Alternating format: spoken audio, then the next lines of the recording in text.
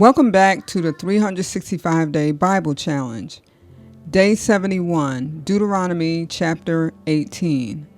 The Levitical priests, indeed, the whole tribe of Levi, are to have no allotment or inheritance with Israel.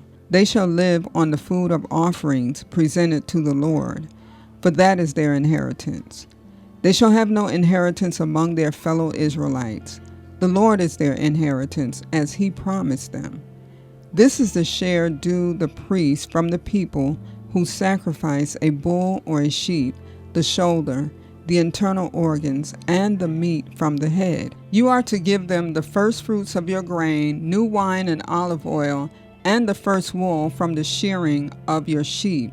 For the Lord your God has chosen them and their descendants out of all your tribes to stand and minister in the Lord's name always. If a Levite moves from one of your towns anywhere in Israel where he is living and comes in all earnestness to the place the Lord will choose, he may minister in the name of the Lord his God, like all his fellow Levites who serve there in the presence of the Lord. He is to share equally in their benefits, even though he has received money from the sale of family possessions. When you enter the land the Lord your God is giving you, do not learn to imitate the detestable ways of the nations there. Let no one be found among you who sacrifices their son or daughter in the fire, who practices divination or sorcery, interprets omens, engages in witchcraft, or casts spells, or who is a medium or spiritist, or who consults the dead. Anyone who does these things is detestable to the Lord. Because of these same detestable practices, the Lord your God will drive out those nations before you. You must be blameless before the Lord your God. The nations you will dispossess listen to those who practice sorcery or divination, but as for you, the Lord your God has not permitted you to do so.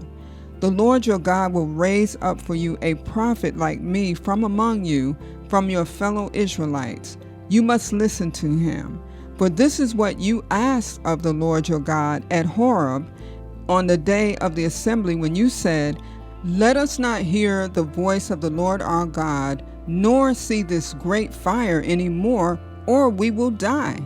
The Lord said to me, "What they say is good. I will raise up for them a prophet like you from among their fellow Israelites, and I will put my words in his mouth. He will tell them everything I command him.